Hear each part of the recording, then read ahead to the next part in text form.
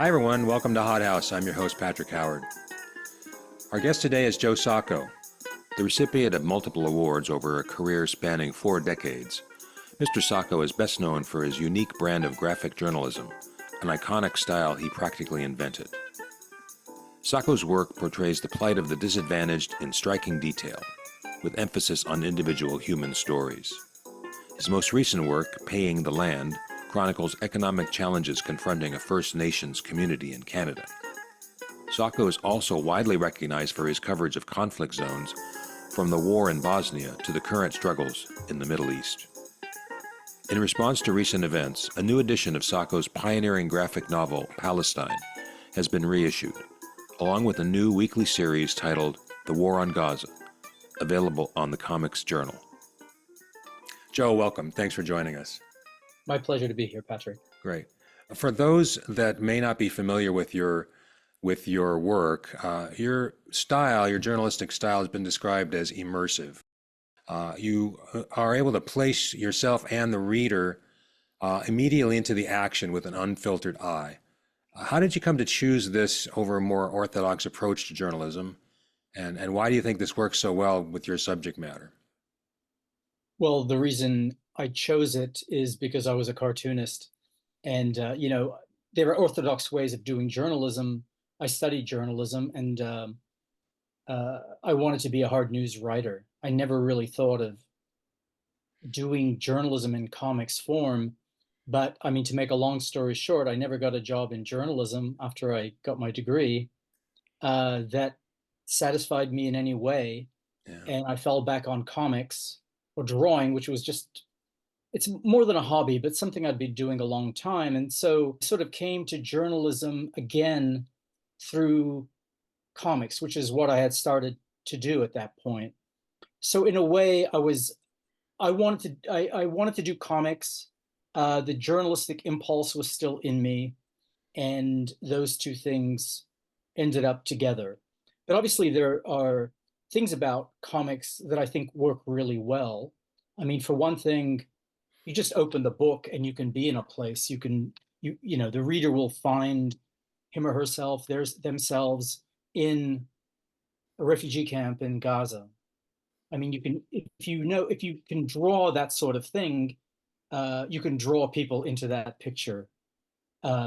So it became very important for me over time. I realized, to draw things pretty accurately so people feel they're in a real place and in a real time, not sort of abstract drawings, but more journalistic. So there's a lot of information in the illustrations themselves, in the drawings themselves.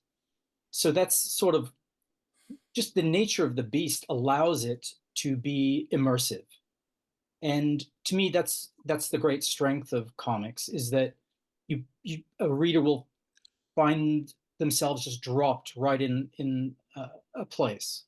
And I think also, as I developed as a cartoonist, I realized certain advantages. For example, with prose, and I love reading prose, mostly I read prose, you can describe things.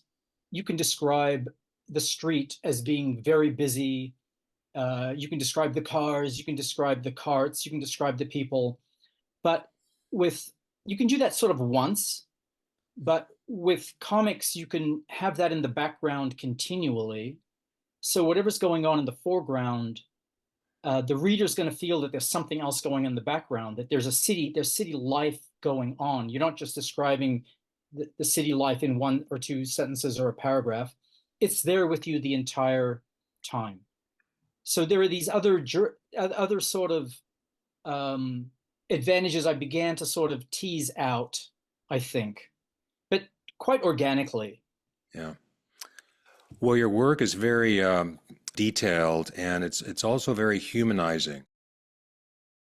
The history of Palestine, which you're very familiar with, is very long and complex, obviously, all the way back to the 19th century. But a lot of the contemporary reporting tends to oversimplify current events, especially the historical roots that are so well detailed in your work. How do you view the coverage of the present conflict in Gaza? How do you think it can be improved? Well, I mean, I think the coverage by, if we're talking about the mainstream press, Let's start with that. okay, I would say the coverage has not been particularly good. Whatever you think of the crimes of October 7th, and there were crimes most definitely. You have to sort of, if you're thinking journalistically, you have to get to the facts of what actually happened. Hmm. Little by little, so much has been going on, so many things documented, that the mainstream press can no longer deny, let's say, in the most recent days, the torture of Palestinian prisoners, detainees, whatever you want to call them, including rape. Uh, this stuff is eventually the mainstream has gotten to this stuff, though it was these things were happening months ago and were being talked about months ago. I think the mainstream press has a tendency to really discount Palestinian voices. But also, I think they were not interrogating things. When Biden talked about seeing images or photos of beheaded babies, which turned out to be completely untrue, he wasn't he wasn't questioned about this. There was sort of a slow denial about it by the White House, but he brought it up a number of times. And as far as I know, no journalist just said, "Where are these pictures? What did you see exactly?" Hmm. And these things are repeated. And when, even if there's a denial at some point, it's usually sometime later, it usually ends up at the very back of a newspaper. And by that Buried. point, damage has been done. I mean, what you've done is you've demonized people. And when politicians make stuff up, it's up to the journalists to, or in my view, it's up to them to sort of ferret out the truth. Hmm. Big claims that demonize people need to be interrogated. And that's not what we were seeing. And Yeah. so I think a lot of damage has been done. Uh, Journalists sort of go along with the demonization of Palestinians. And I mean, I can sort of speak from experience in a way, because when I was growing up, when I was in high school, having no great interest in the subject, but just what I was hearing on the news, reading in the newspaper, scanning headlines, let's say, and just hearing the TV news, I thought Palestinians were terrorists. So I know what journalism can do to people. It can, just from osmosis, things can sort of filter down into someone's brain. I mean, I had to sort of, it's sort of a long story in a way, but I had to, eventually I began to question that myself and learn the context, let's say, what was going on. And also learn that a journalist can present certain things that you could say are facts, but if you leave other facts out, you're not presenting a clear picture. You're not trying to get to what can be, something that's at least truth adjacent. Hmm.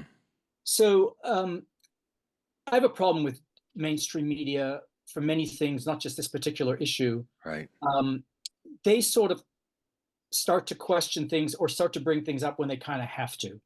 And if you look at the Israeli media, Haaretz, for example, they tend to probe some of these things, at least.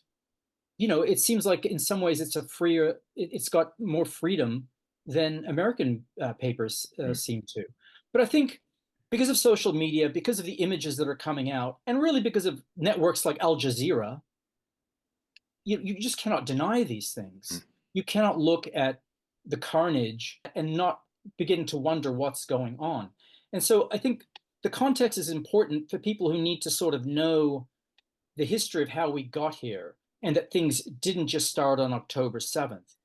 But in some ways, you almost don't need the context. You just have to turn on Al Jazeera and you say, well, whatever I think about this, whatever I think about October 7th, that's an awful lot of children coming in. What's going on here? Yeah. Am I behind this? Like, I need to sort of find out where I situate myself in this. Some people have drawn a stark parallel between what's going on in Palestine and the plight of other indigenous peoples around the world. The term settler colonialism is often used. What are your thoughts in this regard? You're talking specifically about Israel Palestine. Sure. Okay. Although you can certainly make a parallel between events, early events in North America, in Australia, New Zealand, South Africa.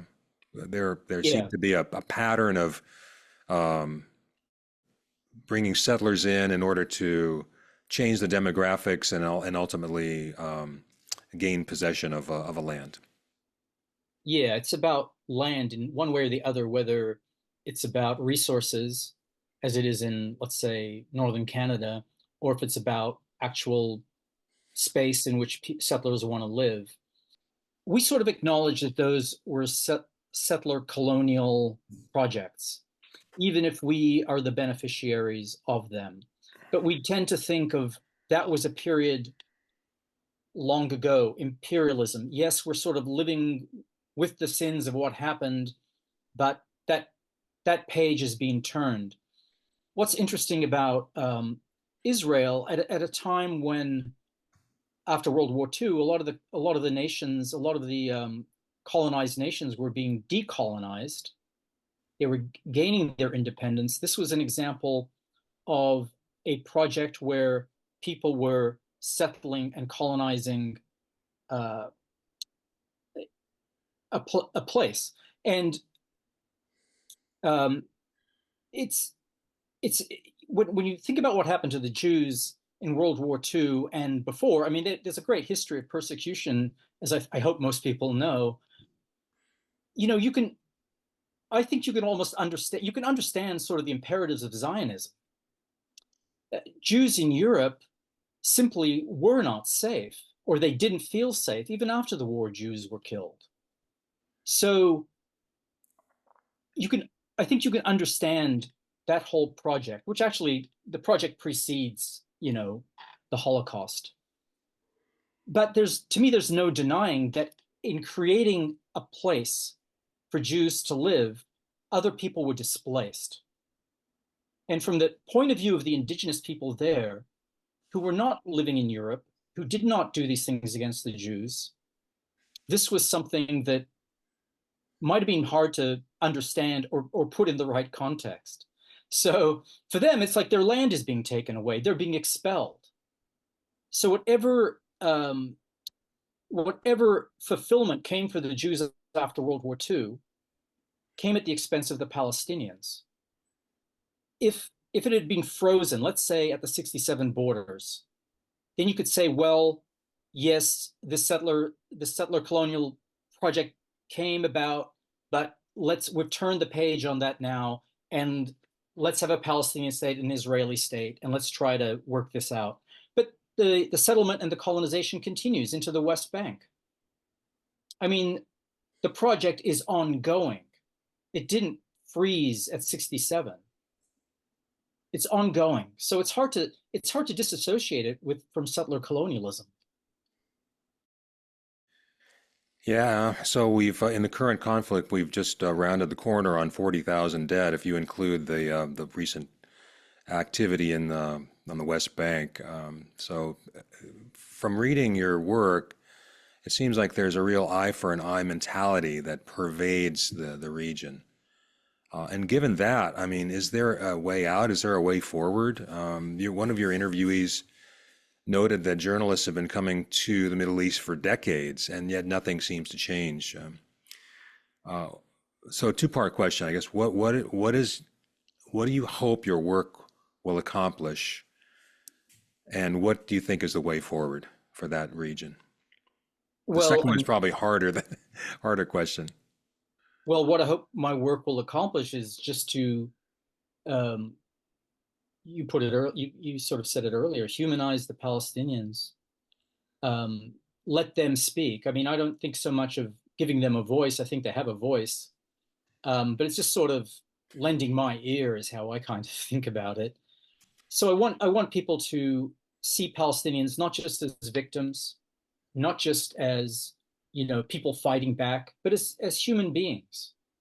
That's why in my comics I try to show the context of how people live in their homes with their children, sitting around eating, things like that. Um, I do want people to get a sense of the history. and what Palestinians have endured for a long time, that it didn't just start. This is being ongoing. And a lot of the things I did in that first book of Palestine, they're still going on, but sort of on steroids. I mean, the violence is much greater.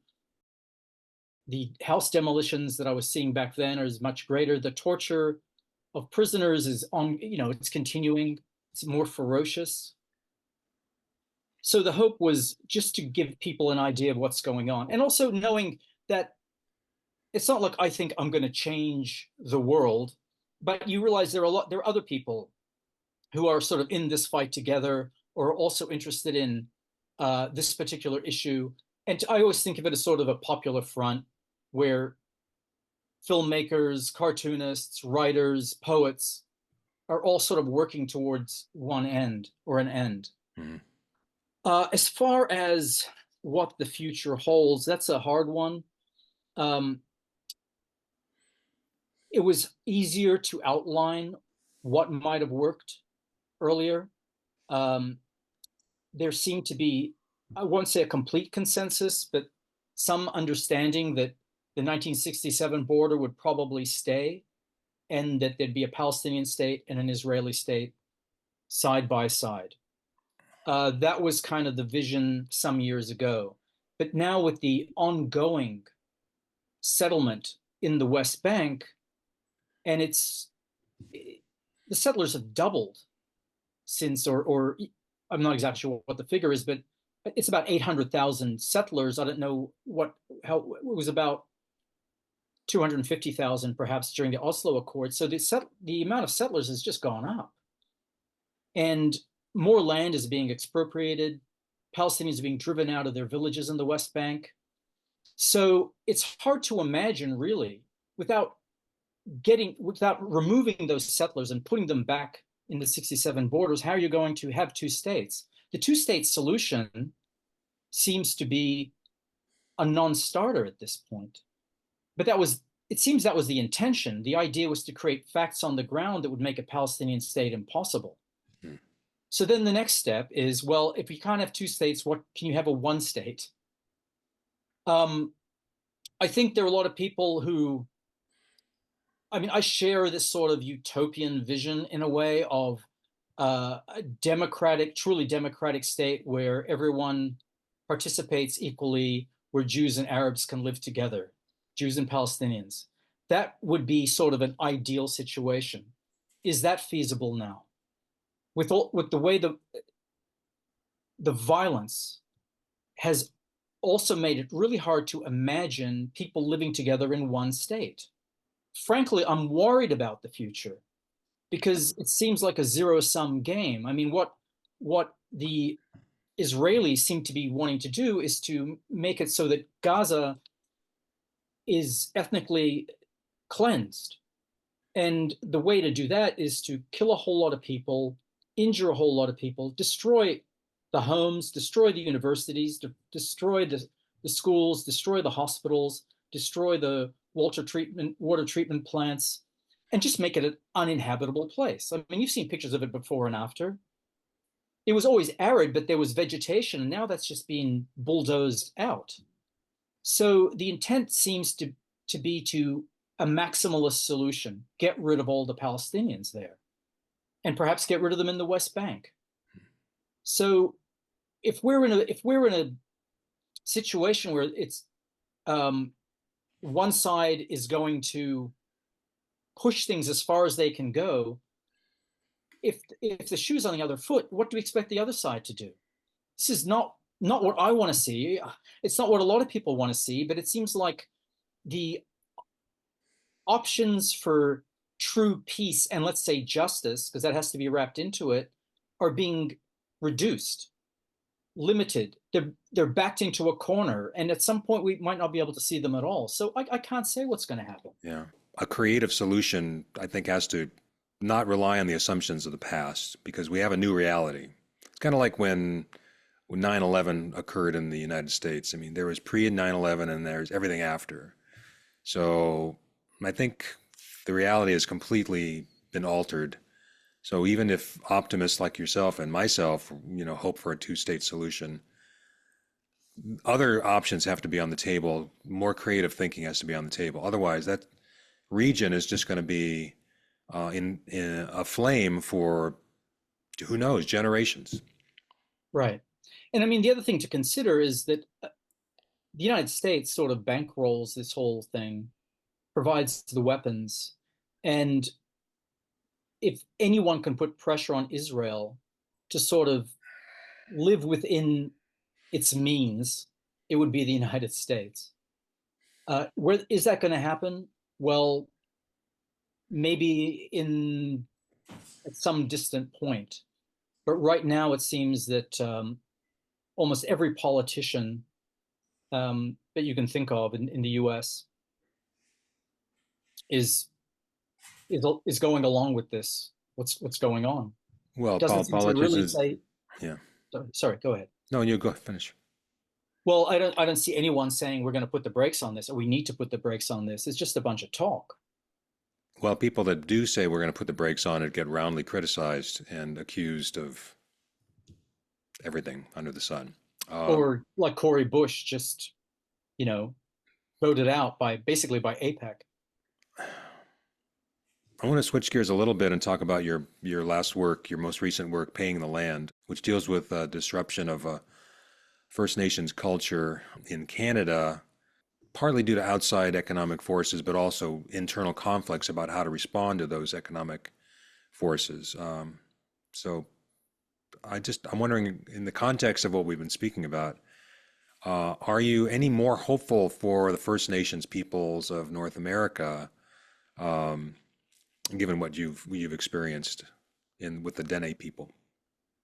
Well, I guess it depends which First Nations people, we're talking about. I'm not an expert on all of them, but Right, I but would it's definitely not a monolith for sure. no, but I would definitely say I'm more optimistic about the situation for the Dene, though there's a lot to overcome.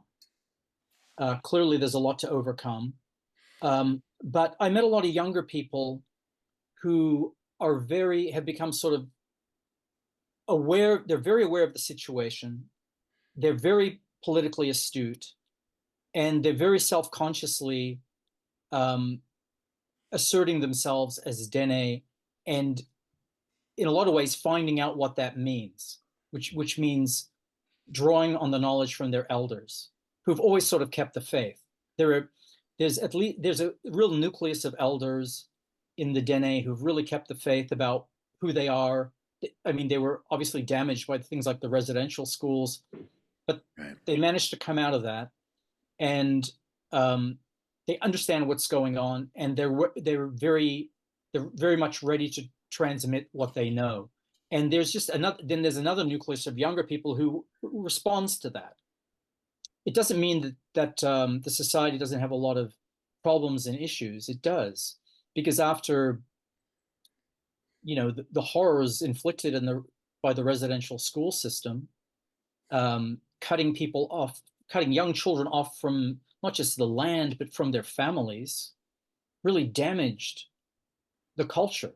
Yeah. It damaged the ability to transmit, which is what culture is. It's what can be transmitted and what is transmitted.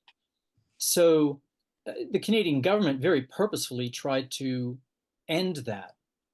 And the residential school system, it's only sort of in the later part of the last century that it ended. And the thing is, it's like all the damage that caused, it doesn't stop once the schools are closed. It continues because what they learned in the residential school system, basically the violence of the residential school system is what sort of can sometimes inhabit people. And then you see incidences of domestic violence, things like that, and the turn to alcohol, which continues because it's not just the survivors, it's the children of the survivors who suffer because there's just been so much damage.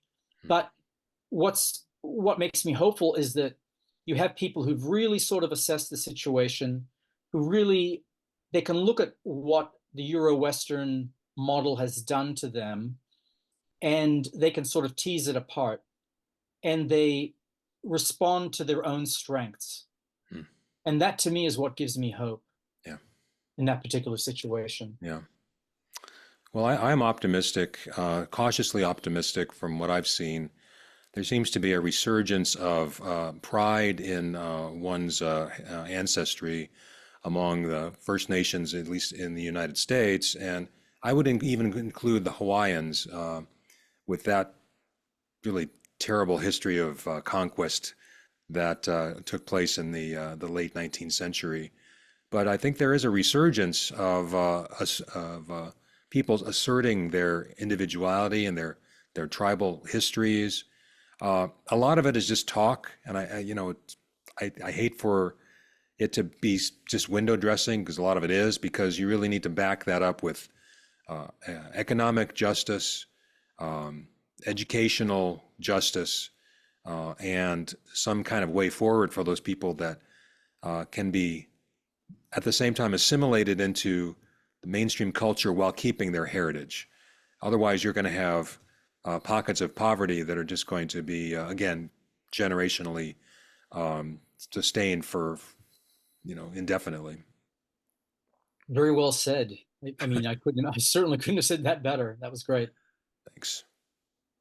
Let me ask you about your collaboration with Chris Hedges in Days of Destruction, Days of Revolt. So he did most or all of the writing. You, of course, did the writing in your panels, but that turned your attention to our own country. What are your observations of what you experienced in those environments? Well, I mean, on some level, you can say that the things you see remind you of things you've seen outside. You see sort of internally colonized places where what's important is the land and not necessarily the people. The people are there to be used up. I mean, I can definitely say that about a place like West Virginia, the coal mining area of West Virginia, where those people did a lot to help industrialize the nation just by extracting coal from the ground, and at great cost to themselves in terms of their health. And now that's one of the poorest places in the United States. I mean, and you see it manifested in the really awful drug crisis there. Yeah. So these places get forgotten. I mean, Chris calls them sacrifice zones. And there's a certain truth to that. And then you can sort of relate, you can sort of relate it to what's going on in Canada. It's like, really, you're not so important. It's what's under the ground that's important. If you can help us get it, okay, you can help us get it. And as soon as we're finished with it, good luck.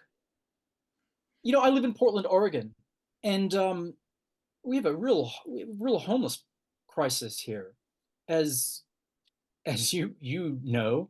Yes. The entire West Coast, but not just the West Coast. I mean, other parts of the United States really are having trouble with this. And you begin to sort of see what happens abroad.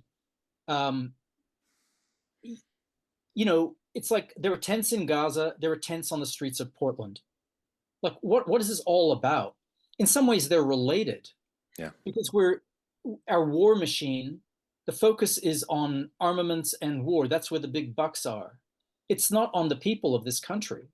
I mean, if you really want to get to the root, you have to start to think about what capitalism is, and where it's taken us and where it's going, and maybe wondering when we should have gotten off that bus, or at least Yeah. or changed direction of that bus. But what it feels like in a city like Portland is, if you're here to make money, if you're a developer, that's what's going to be rewarded. If you're going to raise rents, well, we'll have like a few percentage of the units have to be moderate income, whatever it is, which you can probably pay a fine and just get out of.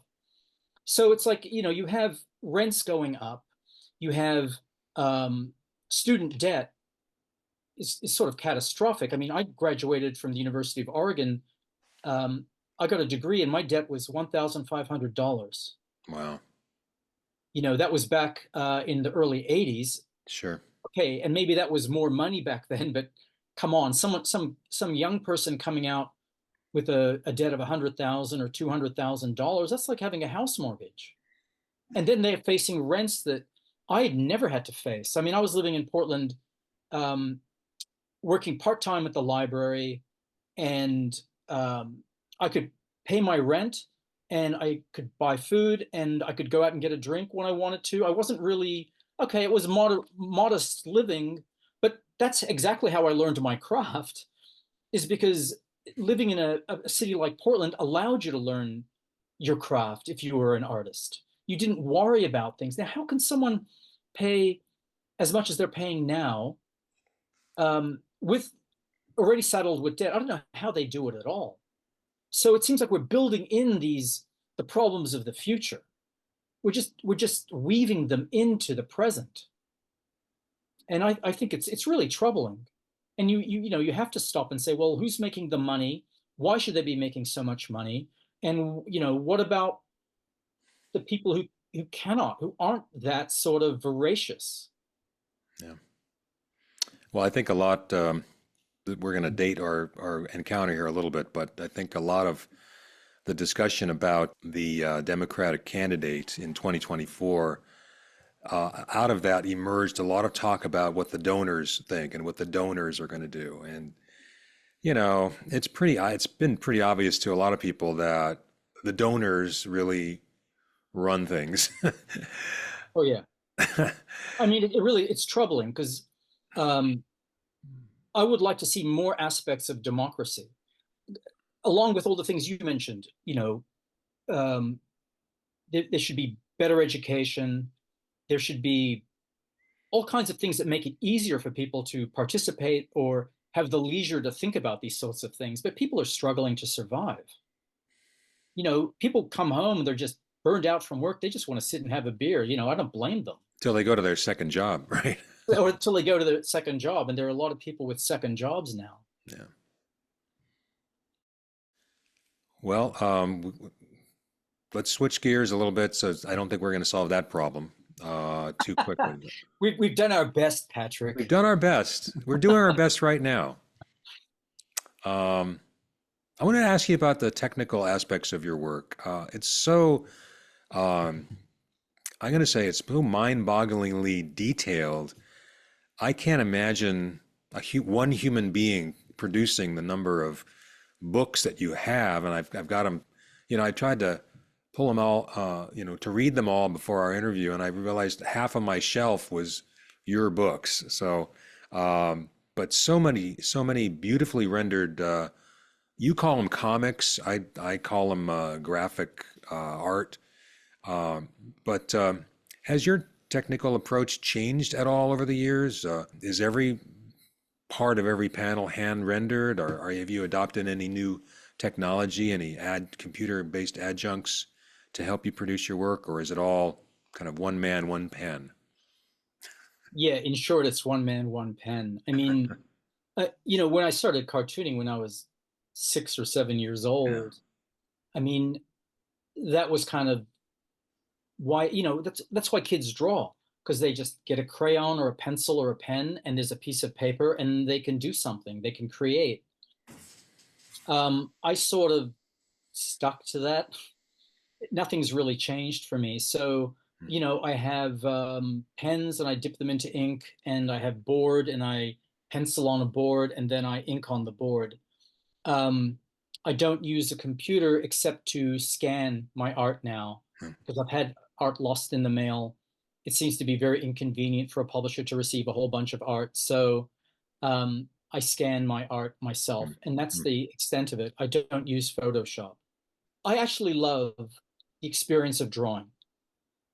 I I would like very much to just sort of enjoy the process and smell the ink and hear the scratching on the board. All that stuff very much appeals to me, and it makes me feel I'm sort of part of a continuum from a long Yeah, time ago. Um, absolutely. and the other thing is, I mean, it wasn't like I was thinking about this before, but now I think about it. If you have original art, you can sell it, so it becomes a source of revenue for those, our twilight years, whatever you want to call them. Yeah. Well, you've created a heck of a prolific body of work over several decades.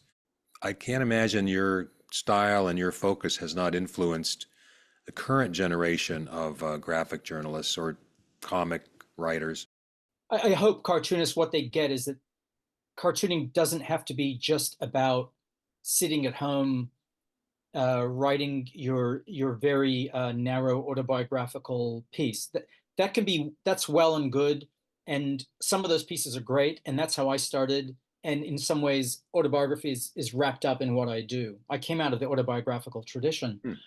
But for those who want to go outside their door, there's a great world out there, Yeah. and there's a lot to see, and there are a lot of people who probably would appreciate having a cartoonist or someone hear their stories. And so, I've seen there are cartoonists who are doing these things now, and some of them they go to pretty interesting places. Whatever I said about the mainstream media and all that, I'll always put in a word for the concept of journalism, because I think a lot show you can show a lot with a camera or with a drawing what's going on around you, um, sort of the mud and the guts kind of stuff.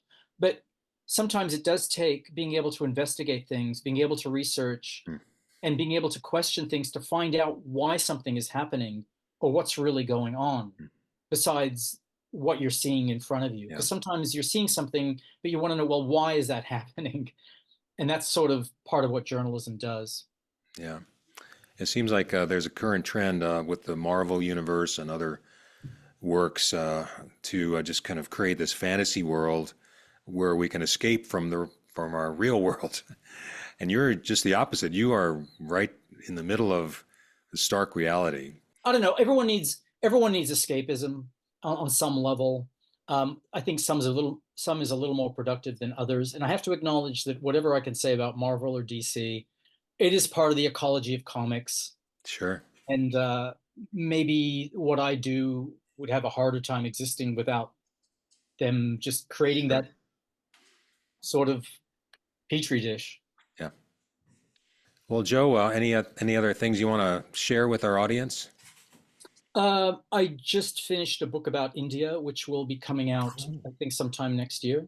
great, great. Publisher is Metropolitan. okay. Great. Um, and I'm working on my Rolling Stones book now. Excellent. Yes, excellent. That'll be really interesting. Yeah, Is there any advanced press or information on the India book available so we could put a link, or is that probably not yet because I'm still doing the final corrections. It's not at that point, yeah, but something will be out next year. yeah. Well, great choice. That I think, if I'm not mistaken, India just surpassed China as the most populous country. That's correct. Yeah, That's correct. yeah. Where did you go, if I may ask? Sure. I went to Uttar Pradesh Okay. in the north. I was looking at a riot that happened some years ago, Oh, in a place called Muzaffarnagar, a few districts around there, yeah, and it's just sort of looking at how riots develop and how they're tied to democracy or tied to electoral politics. I won't say democracy. yeah, Um, so a number of themes. yeah. I think Americans know even less about India than they do about China. Well, and they should learn about both those countries because they are powerhouses, extremely important. They will be important in the future. And so much of the world's population is Indian or Chinese. Right. So we should learn about those countries. Yeah. Well, Joe Sacco, thank you so much. This has been very enlightening, very interesting talk. I appreciate your work so much. As I said, we'll put a bibliography at the end of our video. But I wish you the best. I look forward to your two new works, and I want to thank you sincerely. Thank you very much, Patrick. I really enjoyed talking to you.